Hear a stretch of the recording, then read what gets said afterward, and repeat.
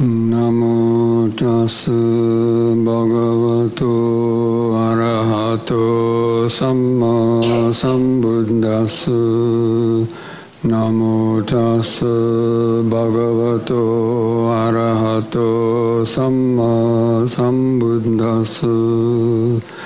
Namo tassa bhagavato arahato samma sambuddhassa.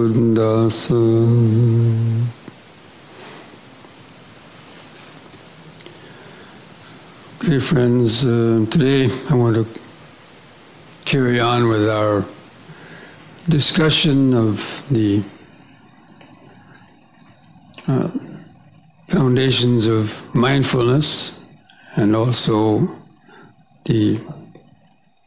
one of the realities of impermanence, and the main focus of vipassana meditation being the perception of impermanence. So yesterday we finished the discussion on the contemplation of the body, and because the body is the thing that we identify with most in the world, and it gives a lot of problems, and so we have to kind of get it out of the way, so to speak, to be able to focus on the mind, because it's in the mind where lies suffering and the cause of suffering, as well as the cessation of suffering and the path leading to the cessation of suffering. So, but until the body is the home of so many of the hindrances, so we have to learn how to, kind of by contemplating the body and understanding its reality. At the end of each of those sections that we talked about, the Buddha stated, having contemplated the body internally and externally, and both internally and externally, or else mindfulness that there is a body is there just to the extent for developing knowledge and mindfulness. So we kind of set the body aside and then focus on the mind. But that assumes that you've already have cultivated a deep level of inner tranquility and concentration. And yesterday we were talking about the vibrations, and especially the four elements. The aspect of contemplating the body is the four elements. But it's in the practice of the meditation. Actually, this is where we also need to bring in the concept of the five aggregates, because the four foundations of mindfulness and the five aggregates are very much, almost the same thing, because the four foundations of mindfulness are actually, contain all of the five aggregates. So the body is the first of those five aggregates. The aggregate of material forms. But in the practice of meditation,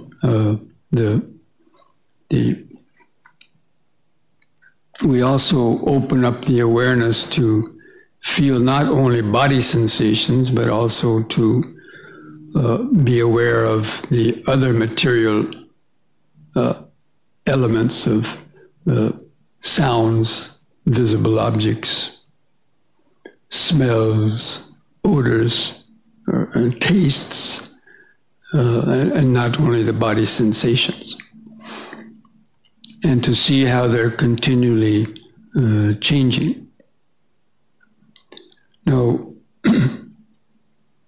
yesterday I mentioned that in the four elements, I prefer to talk about them in terms of the vibrations. Because if you mention an element, it's kind of vague, an element. What's an element? Earth element, But if you say the solid vibration, then vibration is something that when you're actually meditating, that's what you feel. You feel some kind of vibration. Whether you call it a sensation or a vibration, they're basically very similar. But all of these vibrations or sensations have three tones to them, what are called the feelings or Vedana. So in the body, there's certain sensations that are considered dukkha Vedana or painful sensations. But there's also pleasant sensations. And the majority of those sensations are neutral sensations. And it's the sensation actually is the second aggregate also, or Vedana, being the second foundation of mindfulness of feelings, but it's also the second aggregate.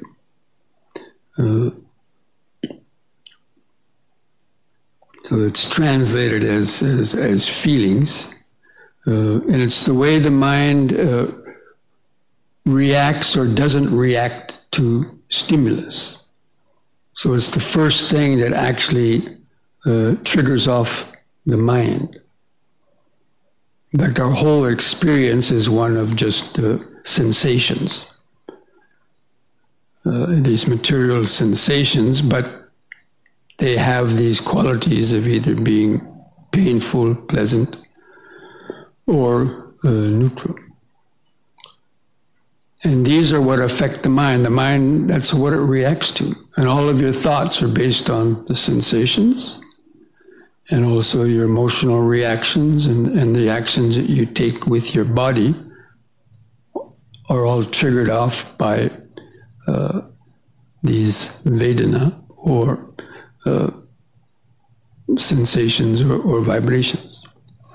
So a painful vibration, it means it's something that the mind would rather not have. So it's actually a reaction of the mind. So when you're sitting and meditating, if you have an experience, let's say you're somewhere on the body, unpleasant feeling, let's say like an itch, you can see the mental reaction. The mind kind of, winces a little bit. And it kind of, has this tendency of kind of pulling away from it. Or wish that it wasn't there. Sometimes it's very subtle, and sometimes, of course, it's very strong and obvious.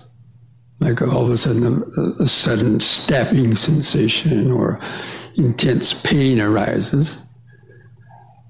But in other instances, it's just like a little, something on your eye and you want to blink to kind of get rid of it. Or it's, maybe the clothing against your skin is a little too tight and so you move the arm like that to want to relieve a little sensation, something like that.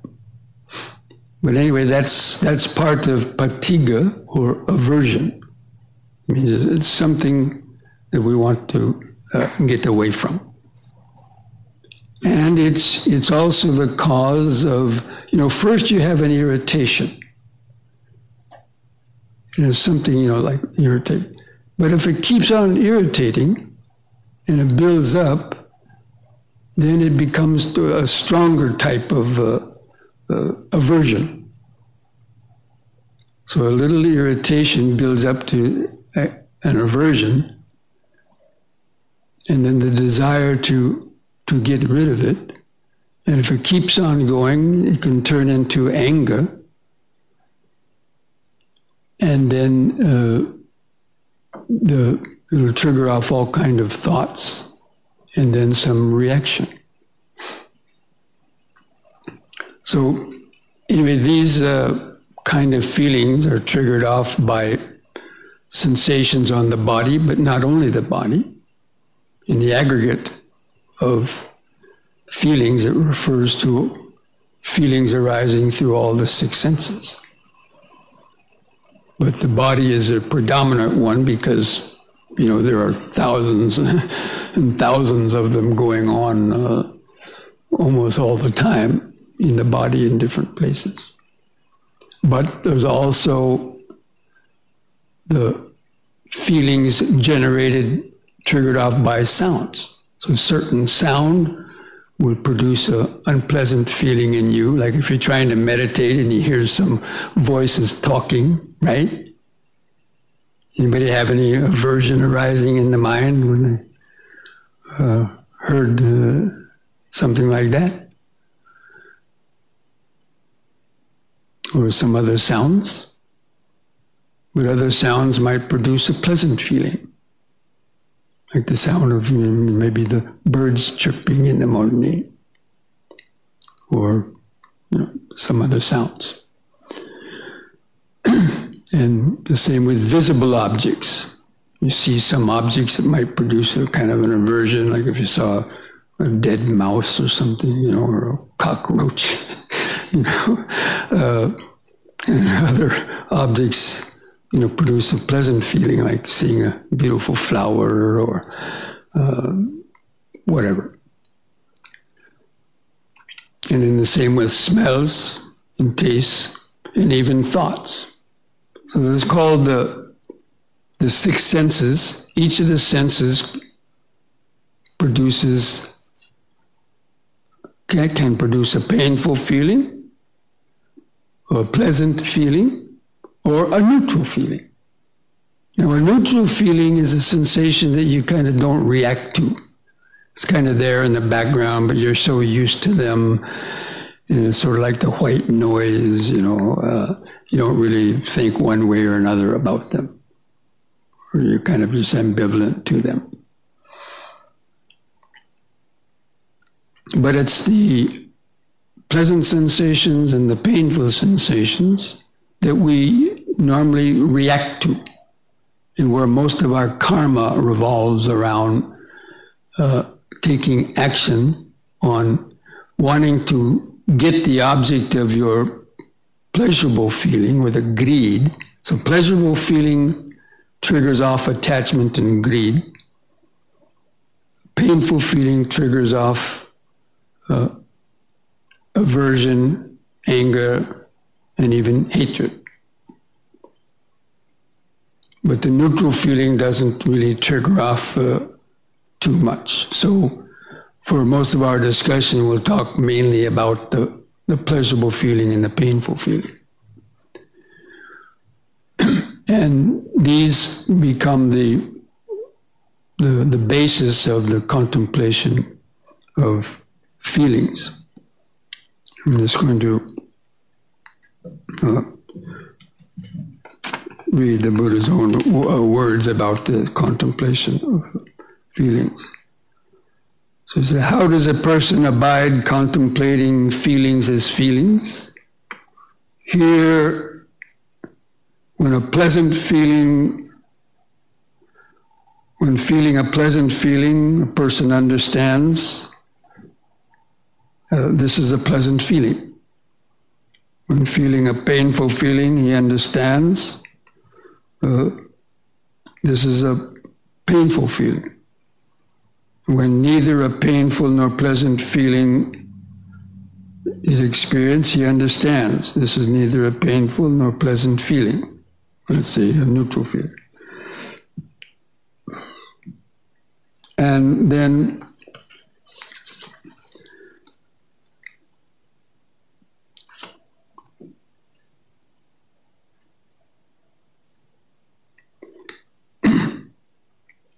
and he contemplates these feelings internally, externally, both internally and externally. And again, that means you see how these feelings affect your own mind, and you can infer it in other people externally means if somebody's sick and, grimacing their face or so on, you can assume that this person is experiencing a painful feeling. Or if they're in some other kind of a joyful, happy state, then you can assume that this person is feeling a pleasant feeling. Or if you see a person, sitting there in stoic meditation, you might say the person's feeling neither pleasant nor painful feeling.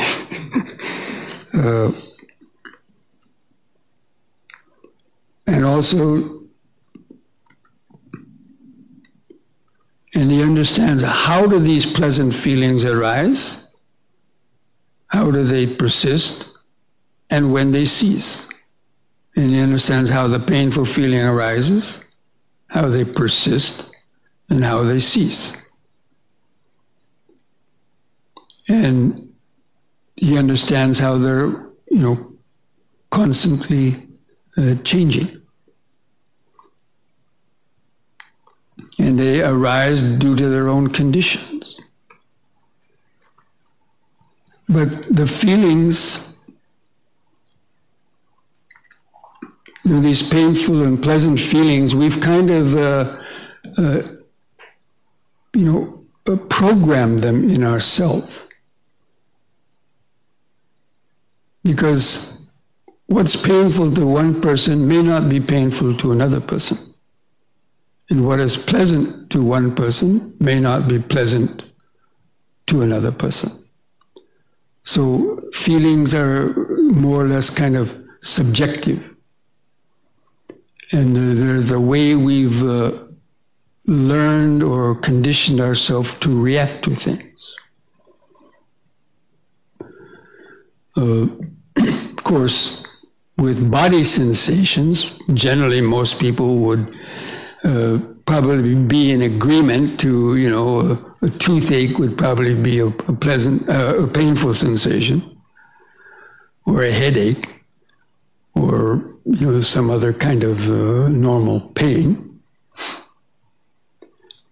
But you can also develop indifference to, unpleasant feelings, and you can actually change the way you react to unpleasant feelings. But normally we keep reacting the same way every time we feel a certain feeling. The mind reacts with aversion or with desire. And it becomes like a trap.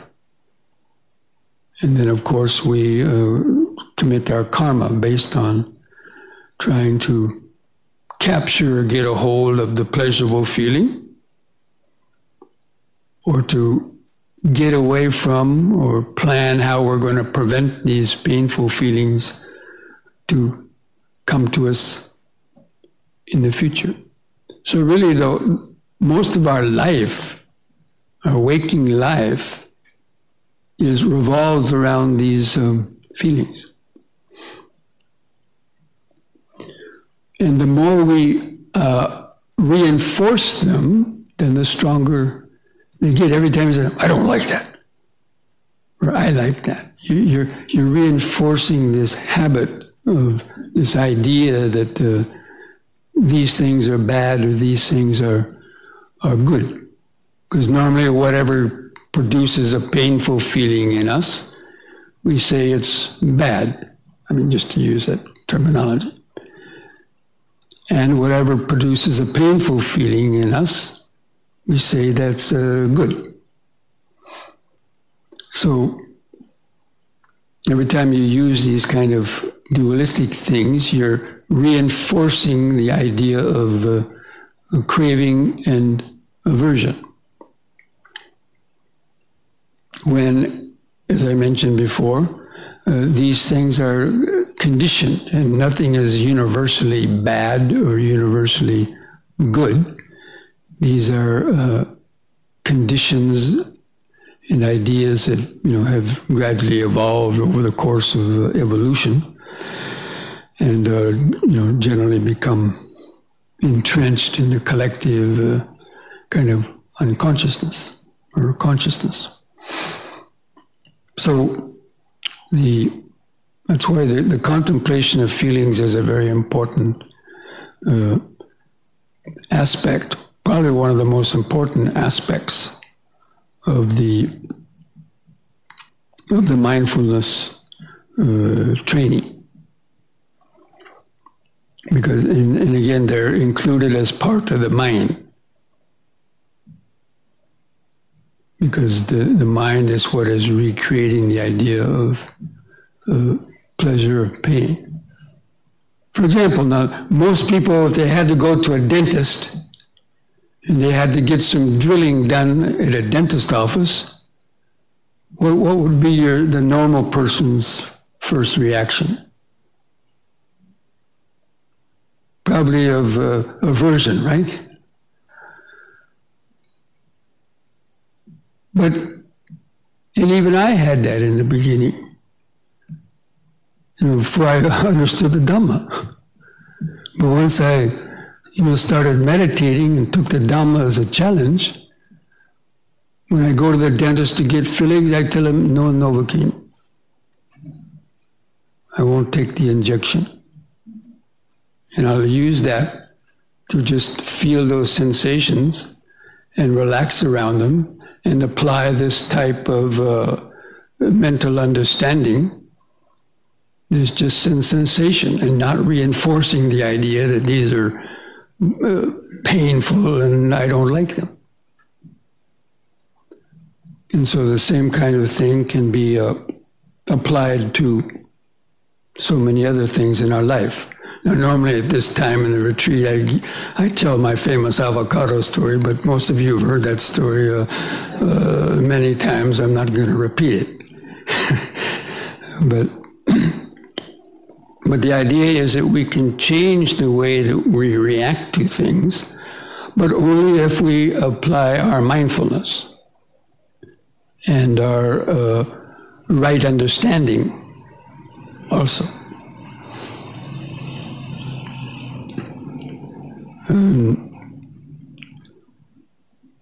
So, in the meditation practice, when it's unpleasant, so, as part of the, as you're developing mindfulness and feeling the body, naturally you're going to be able to see so many unpleasant feelings arising. Like, there are too many to even, really try to describe.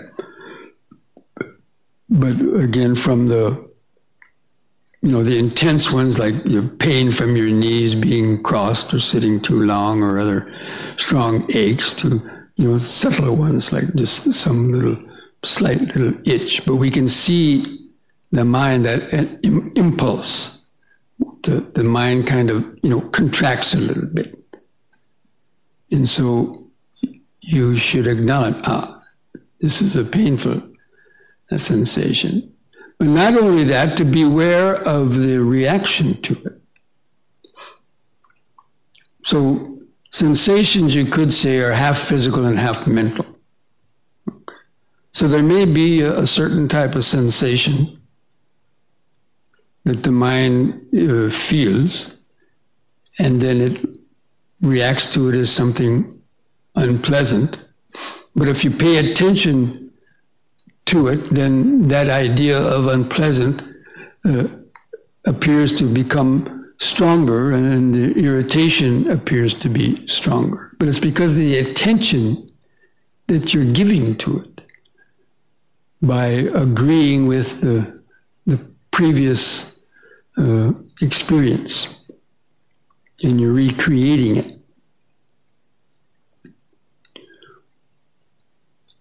And the mind basically just keeps repeating its same habits over and over again. And again, those habits then lead to our further thoughts, and then taking some action to do that. So it's really very, It's the beginning of sort of the karma. Karma is intention to do something, but again, it has a feeling as its basis because every action starts with a feeling. And if we're not mindful of the feeling, then the repetitive habit that we've been doing most of our life just kicks in, and we then repeat it. And so in meditation practice, of course, the goal, you might say, or one of the main aspects of the practice of the Dhamma is to be able to change those, especially the unskillful habits and thoughts and reactions, the one that just causes more anxiety and worry and fear and stress and so on, by applying the mindfulness and then the right understanding. So that's why the right understanding is important. It's not only the mindfulness. And also about how all these feelings are impermanent. They're all only going to last. They arise because of a stimulus. And when the stimulus is over, the feeling normally disappears. So if you're sitting there and a pain arises, let's say, or a mosquito lands on you and starts biting, so the painful feeling is arising because the mosquito is biting. When it stopped biting, the feeling would go away, or it might then turn into an itch, but or some other feeling. But anyway, the feeling arises, or even a pleasant feeling, because of a stimulus. When the stimulus is removed, the feeling subsides. And basically, it comes on their own accord. You're not inviting them to come.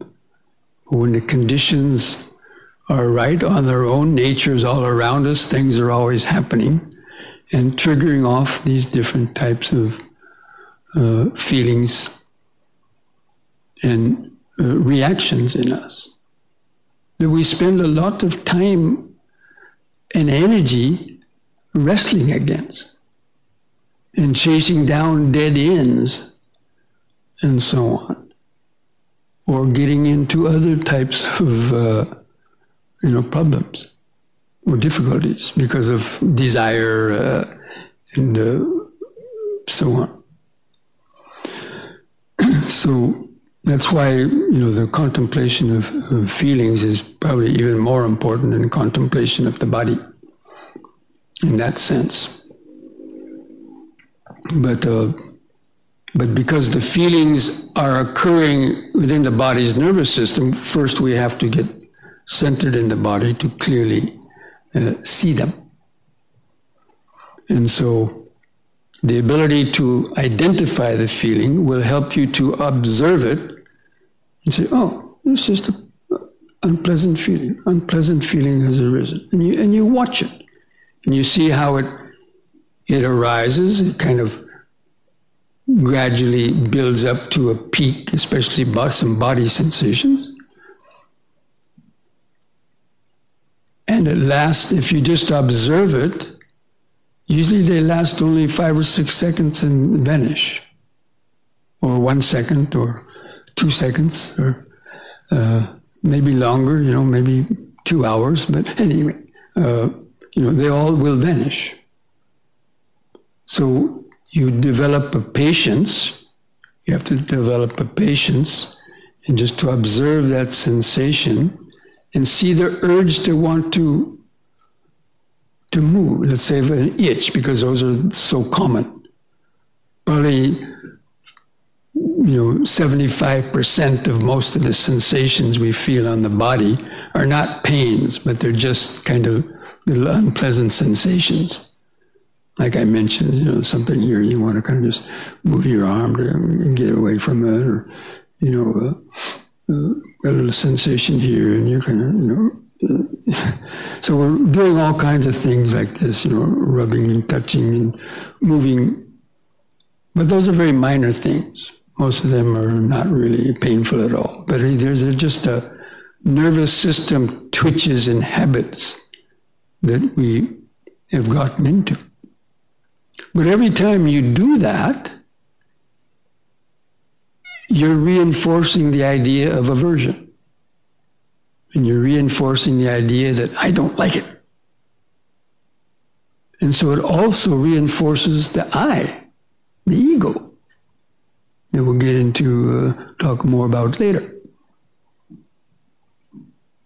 Because it's the ego, the self, that's experiencing, these pleasurable or painful sensations. It's the ego that likes them or doesn't like them.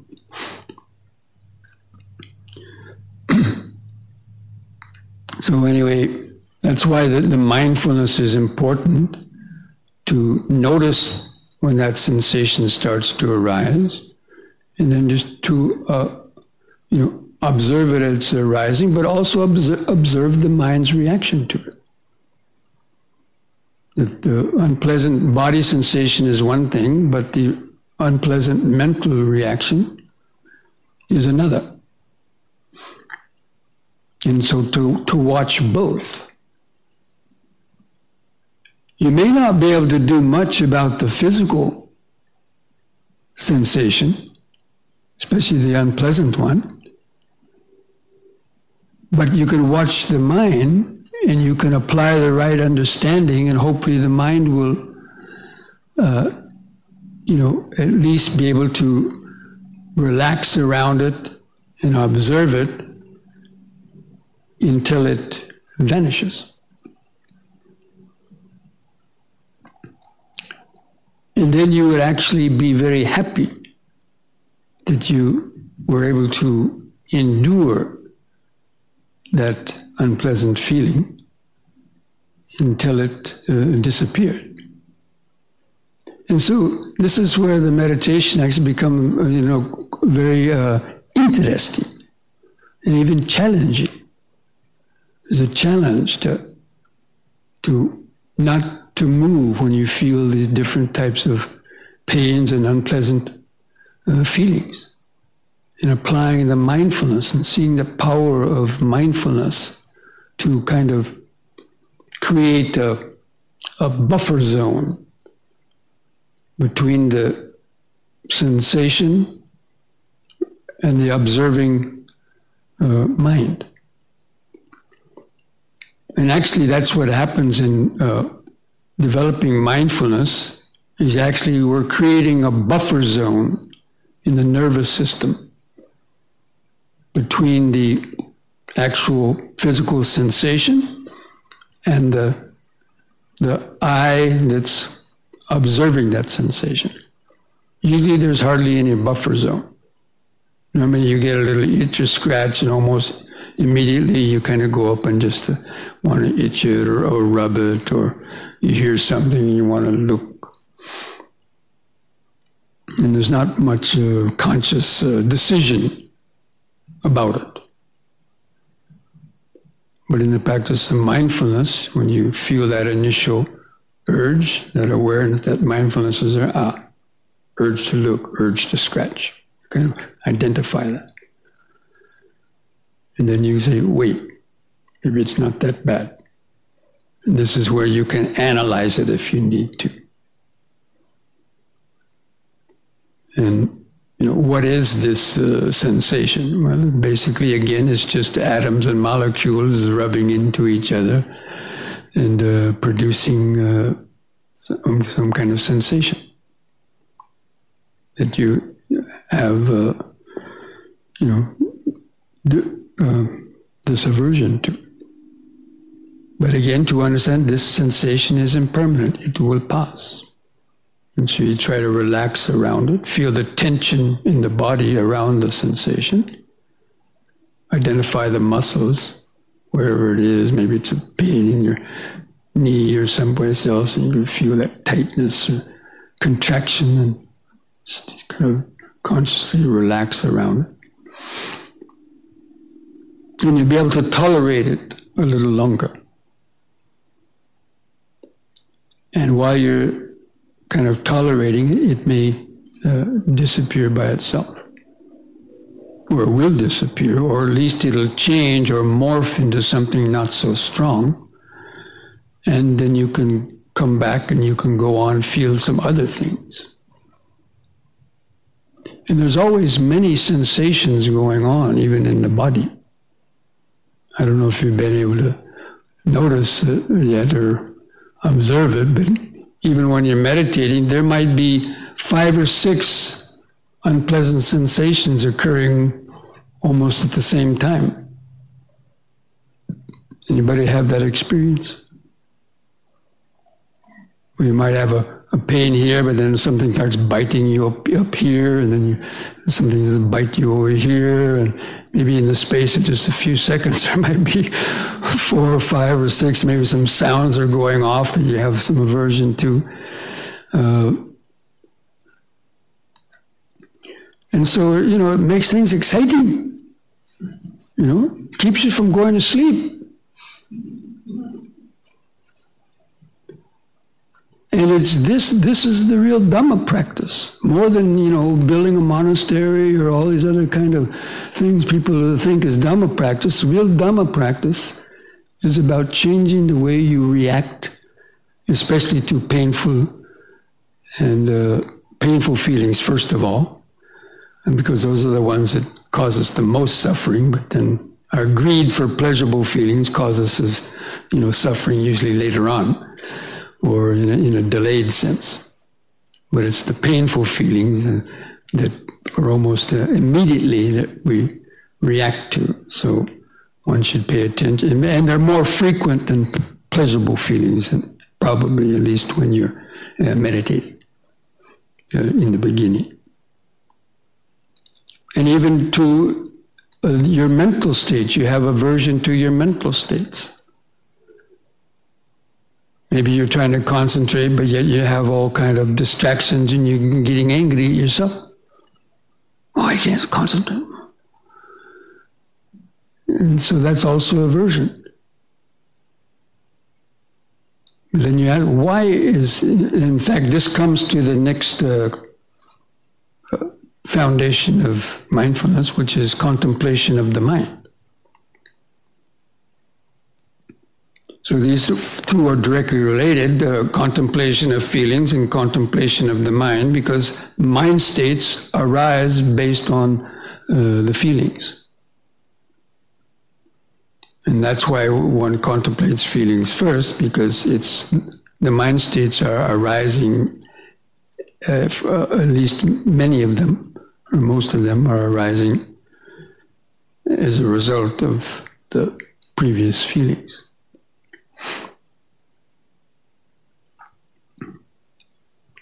I'm going to just read this little section on the mind states. So it says, how does a person abide contemplating the mind as mind? Here a person understands the mind affected by lust or greed as a mind with greed. Or he understands when anger arises, there's anger in the mind. Or when the delusion arises, you understand, delusion has arisen in the mind. When the mind becomes concentrated, he understands, the mind is concentrated. Or the mind is not concentrated.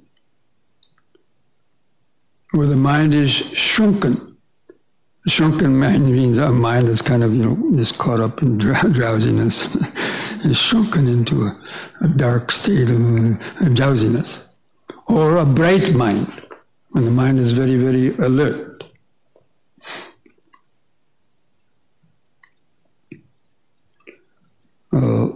And he understands a liberated mind is liberated and an unliberated mind is unliberated. So actually the mind states are not necessarily thoughts, but it's the qualitative nature of the consciousness. And consciousness itself is kind of just transparent. It has no qualities to it. It's just a knowing faculty.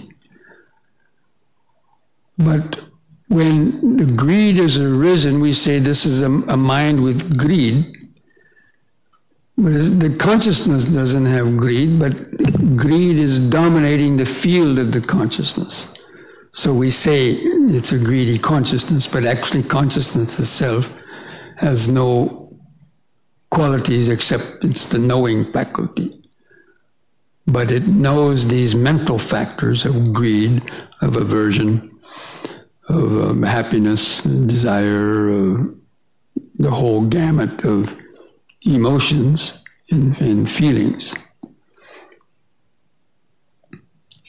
And we also understand, how do these mind states arise? If you're all of a sudden you find yourself concentrated, and the mind is no longer being distracted, and you really feel that deep centeredness, then you understand, the mind is concentrated now. How did this mind get concentrated? That's also part of the contemplation. Understand, how does concentration arise and how does it cease? How does insight arise? How does it cease? Or how does any other mental state arise? How does it cease? Well, it arises or ceases because of our unwise attention or wise attention. That's another subject in itself. But so, main thing is to be able to identify these mental states and observe them with some detachment. And not get too attached to it, but understand, okay, if you're concentrated, understand that the mind is concentrated. But you understand also how it easily becomes unconcentrated. The mind goes in and out of being concentrated and then becoming distracted, being calm, being agitated. The mind is constantly, fluctuating between those kind of extremes.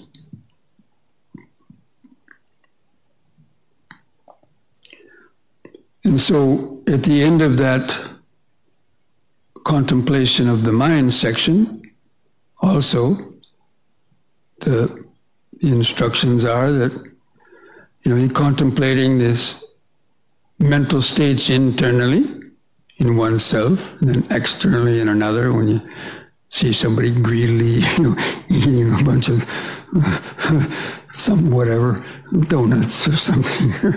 Okay, you can assume there's greed in the mind, or if somebody is, acting, with anger or some other kind of thing, is this mind affected by anger or hatred.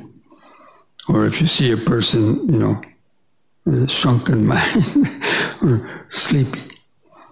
Or if you see them really sitting up straight, you assume that they must be pretty well concentrated. Although some people could be partially asleep while sitting straight. So. And then, or else, there are these mind states, but not attaching to them as I or me or mine, or now I'm a good meditator, or now I'm a lousy meditator. It's just simply identifying, if the mind is concentrated, not concentrated, if it's, has desire or aversion, or some other types of, emotional tones to them. And you remain detached and aloof, not clinging to, anything in the world or anything in terms of the feelings or the mind states, the body or the feelings or the mind states. not clinging to them. And there are these mind states, but just to the extent necessary for cultivating knowledge and mindfulness. So again, that phrase is repeated, over and over at the end of each section.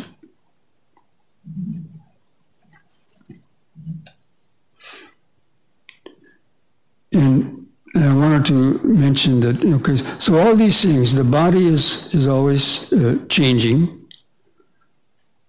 The sensations in the body are always changing. These feelings are also changing with the sensations, and the mental states are changing as well. So when we're meditating, and you can't choose or you can't decide when anything is going to happen.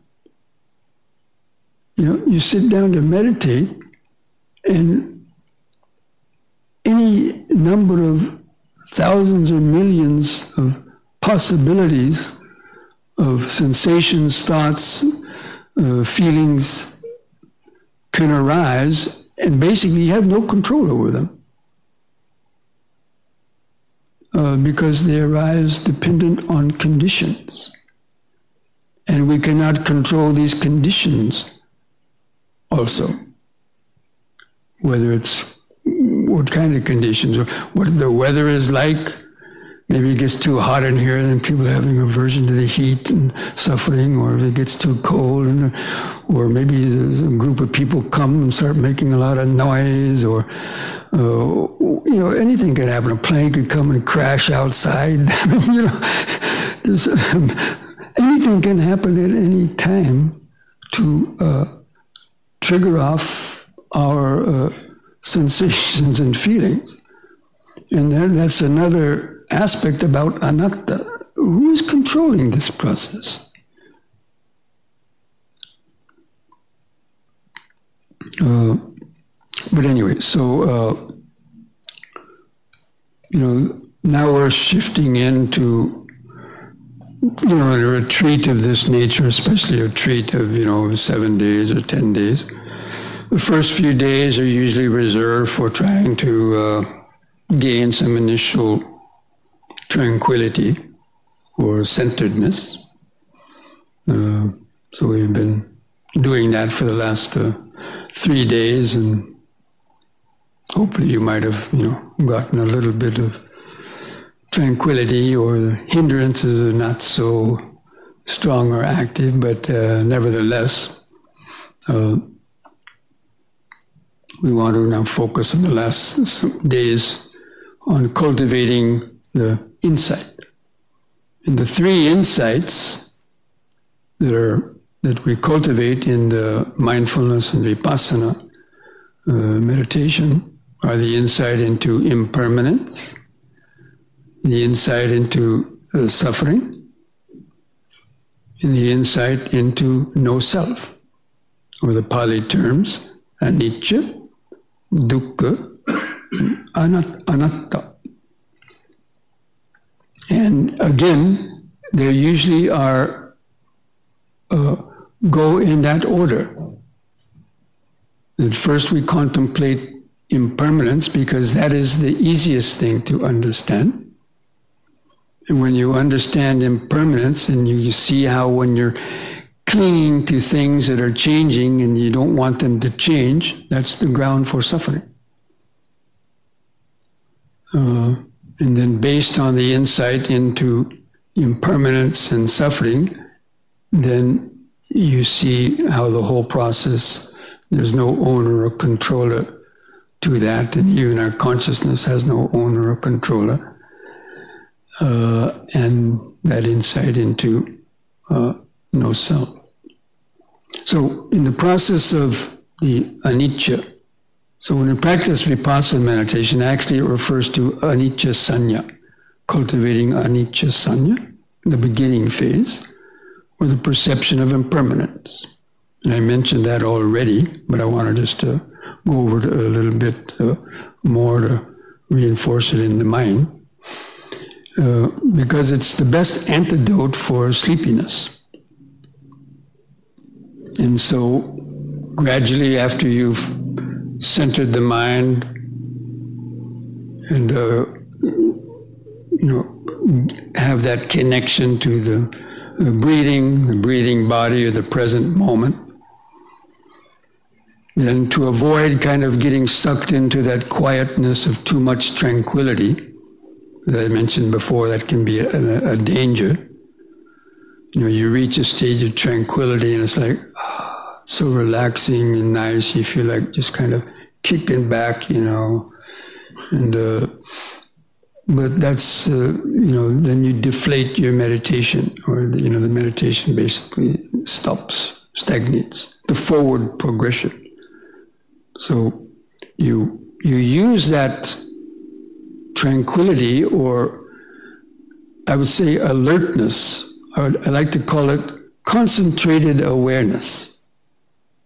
So instead of tranquility, although it is tranquility, but it's concentrated awareness. That's the qualitative feeling in the mind, that it's concentrated, it's not being distracted, and it's fully aware. And it's got that connection to the nervous system. And it's sort of like it's a sense of, you're aware of this nervous system is connected to the eyes, ears, nose, tongue, skin in the mind. And it's like a spider web.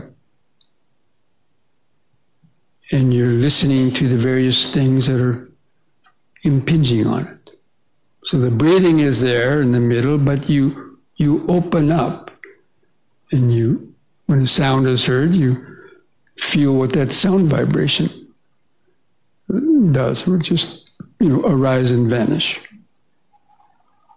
Or in the case of a car going down the street, that arising and vanishing is occurring, many times, because that sound is changing as it, it's going down the road, or a plane going overhead, or even each syllable of my talking is arising and vanishing.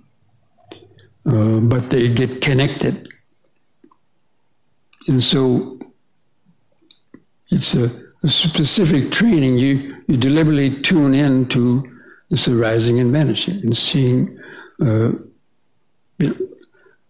you don't have to look anywhere. You just, because the mind is relaxed in the present moment, the mind becomes like a mirror. It's called a mirror consciousness. And anything that's in the range of the senses, it just flashes through the consciousness. Like a sound just comes and goes through the ears. Or so many body sensations. Feel, different sensations going on. The touch of the clothing in different places. That doesn't arise and vanish so much, but especially the sensations that come and go very quickly. Again, like a little body twitch, or a little, stinging sensation, or a little itch, or especially prickling sensations. I love prickling sensations. How many people get a lot of prickling sensations? It's just like, little, just different place, especially on the face. The face probably has more sensations than anywhere else on the body. So if you feel sleepy, focus on your head, in your face, in the eyes. There's so many sensations there because the brain is producing so much energy in terms of, functioning of the senses and so on. And see how quickly, they come and go. And then even while you're doing that, sounds will come. Maybe the door will slam, boom. And to see how sounds affect the nervous system. You get a shock wave through the nervous system. And again, but it just arises and vanishes very quickly. And the mind doesn't hold on to things, think, what is that? What is that? Oh, they shouldn't have slammed the door. Why didn't they put something on the door? And the mind will spin off, in a big melodrama about something that's already vanished. But the mind is still holding on to it. And so you have to be aware of the holding mind. And you have to be aware of holding. And you have to deliberately let go of that. And then there's always something else happening. See, that's the beauty about impermanence. There's always something happening. Why do you have to let your mind get stuck on one thing when there's always something else to notice? If you get stuck on some sensation on this side of your face, feel something on this side. Or if you feel some sensation on this arm, feel something over here, because there's always something you can notice. Or if you feel something on your foot, feel something up on your head or your hand. So you don't allow the mind to get stuck on any particular sensation, because there's so many other things that you could just notice. And you don't have to look for them again. Where is that? Where is that? Where is that? Not if you have concentration. Now, if you're half sleepy and so on, then you might have to look for something. But if you develop that stage of concentrated awareness, you don't have to look. They'll come find you.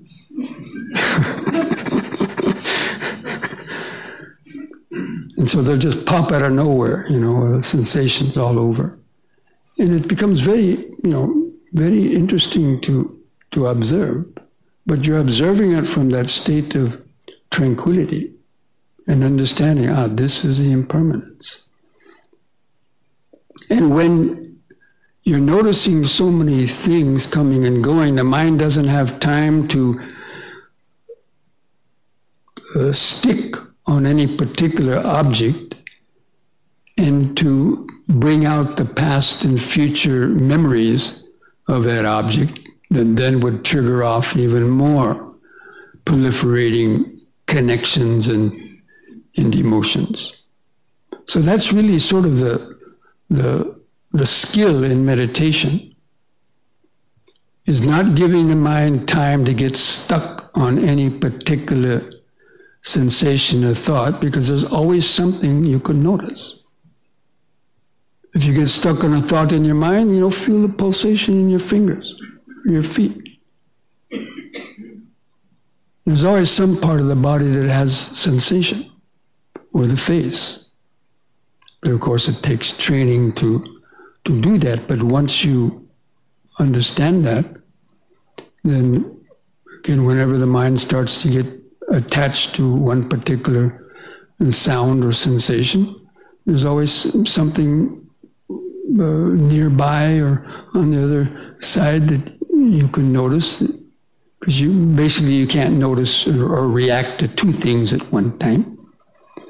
So you feel something else, but you don't cling to that either, and so it's like tuning into the flow of awareness is like, there's the breathing, in breathing, out breathing. And in between the breaths, you might feel something here, and then there's an out breath. In breath, you might feel one or two things here, or one thing here, one thing here, and then there'll be another breath or two, and then there'll be more, and it's like,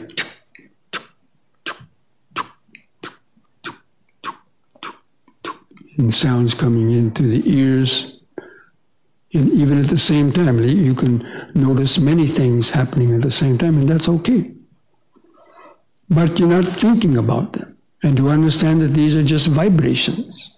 So you're also cultivating the idea that these are, but to pay attention to the ones that grab your mind, the painful sensations or the pleasant sensations. Those are what we stick to.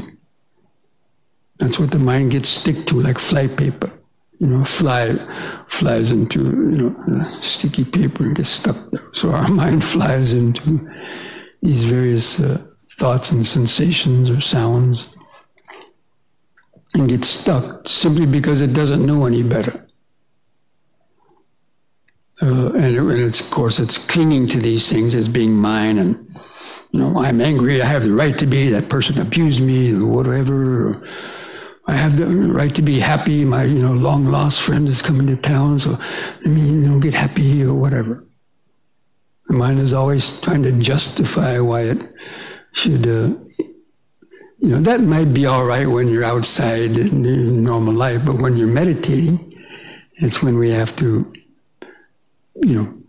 double down and apply the right effort if we want to try to reach some deeper level. Now I'm going to give just one more little note on this. Is that, the perception of impermanence, these vibrations, it's when we run them together. When we don't see them arising and vanishing, then the mind kind of runs them together. And that is when the perception arises about it. Now, if you just heard let, would you know anything about it much? You might not even identify the person's voice. But if you heard, let us now meditate, then you would understand. Because you're running those 5 or 6 syllables together. Let us now meditate. And then you can probably then identify, that's, somebody's voice. And then a meaning. But if you don't connect those dots, each one arise and vanish, then the mind's not going to get pulled out into the concepts. So it's similar to a child's coloring book. These child coloring books, there's many dots on a page, right? And if you just look at the dots, the image doesn't immediately stick out or what it is. Is that right? I don't see any heads shaking, yes or no. But when you give the child a red color, and he connects these 3 or 4 dots with red, and he connects these 3 or 4 dots with green, and he connects some other dots with blue, then Minnie Mouse sticks out on the page, or Donald Duck, or anything else. It's because you connected the dots that the image sticks out. So that's how the mind works. The mind is no different than a computer. A computer just works off dots and dashes too. And so does our nervous system. So even the idea of your body is a mental picture because you're feeling sensation from down on your feet, from your hands, from points in between your head. So the mind is a computer generating what's called a perception, is a mind-generated mental picture or idea that's based only on these vibrations coming from different places.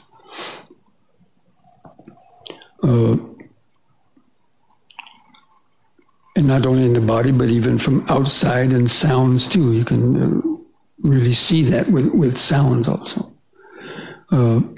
So that's the way we have to try to start orienting our attention in the Vipassana if we want to really develop the perception of impermanence and the wisdom of seeing. Really, that's the mental process. That's the generation of the mental process, is that the mind that's creating perceptions and objects out of what are essentially just empty vibrations, sound vibrations, body vibrations, mental vibrations, odors. If you're sitting there and, meditating, all of a sudden, then some odor comes by. it breaks your meditation. It's just an odor. And it's a harmless, empty thing that it can't do anything to you. But we've allowed ourselves to do things to those things. We always think we disturb things, or people disturb us, right? No, we disturb them. Or some outside object disturbs you. No, we disturb them. Look, some neighbor might be innocently mowing their grass, with a loud tractor or something, and you're trying to meditate. And the farmer doesn't know anything. But you get up and you run over and you disturb him by shouting at him. Stop that! Right? Do we ever think like that? No. Never comes to our mind. They're disturbing me, but actually we're disturbing others. And we're disturbing ourselves by allowing it to upset us, when actually they're just empty vibrations. That's what's so wonderful about insight. When you really understand that all these various sensory objects, in their ultimate breakdown, are just vibrations within the nervous system. And the whole of the Buddhist teaching is based on that.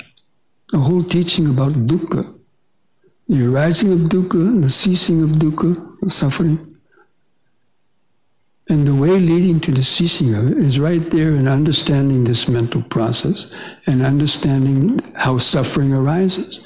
And so when you get that insight, you see, yes, that's how suffering arises. When you clearly see how the mind is creating these reactions, greed and hatred based on what are essentially just empty, meaningless vibrations. So that's what I invite you to investigate and work on, because that is really the getting into the essence of meditation, not just watching your breath or whatever else, but those are prerequisites, of course. But this type of penetrating the mind is really the deeper development of wisdom. And that is also the meaning of vipassana, too, seeing the mind in the state of impermanence and so on. Okay, I think we've gone on over our limit, so I think that'll be enough for this talk.